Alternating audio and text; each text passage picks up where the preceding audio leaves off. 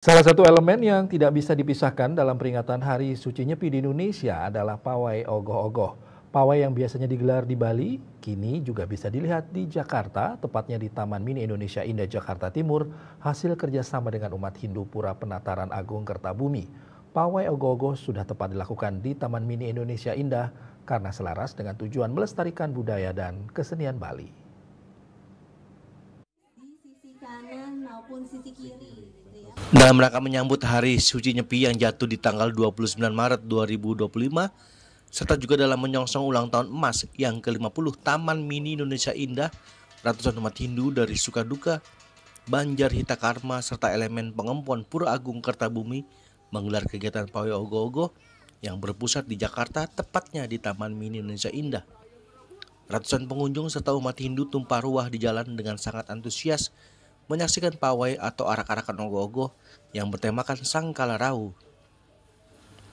Pada pawai ini akan ditampilkan 1 ogoh-ogoh besar dan 10 ogoh-ogoh mini kecil dengan diiringi gamelan Bali Ganjur serta tradisi mepeet yang khas.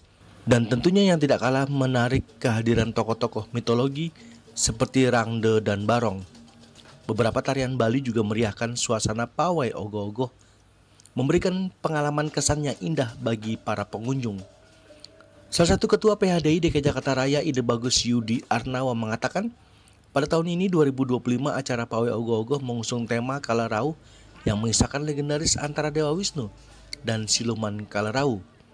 Ia juga mengatakan pada Nyepi nanti di tanggal 29 Maret juga sangat berdekatan dengan perayaan Hari Idul Fitri bagi umat Muslim. Menurutnya ini suatu keberagaman nyata akan indahnya bertoleransi antar umat beragama. Ini tema yang diangkat saat ini adalah Kalarau.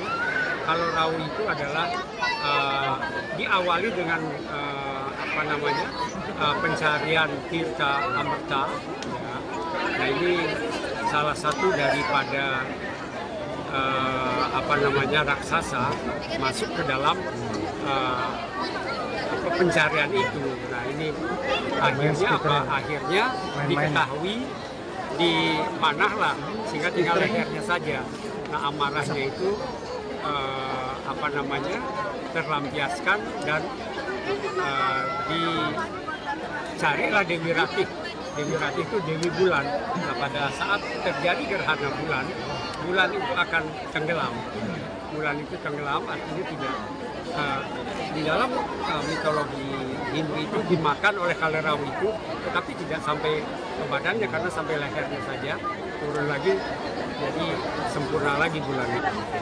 Nah ini yang luar biasa untuk tahun ini, sangat-sangat berdekatan. Kita berharap kita saling menghormati. Nah, toleransi antar umat beragama ini sangat-sangat kita butuhkan untuk kedamaian dan kesejahteraan Indonesia.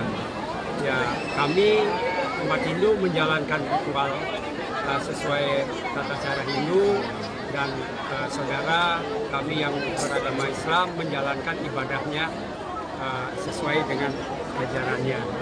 Ini yang kita sangat-sangat harapkan adanya kerukunan dan saling pengertian di antara kita umat beragama di Indonesia. Sementara itu salah satu Direktur Operasional Taman Mini Indonesia Indah Ari Prasetyo mengatakan kegiatan pawai ogoh-ogoh sudah tepat dilakukan di Taman Mini Indonesia Indah dengan tujuan untuk tetap melestarikan budaya dan kesenian Bali. Biasa ya, ini pawai ogoh-ogoh yang kedua yang kita lakukan.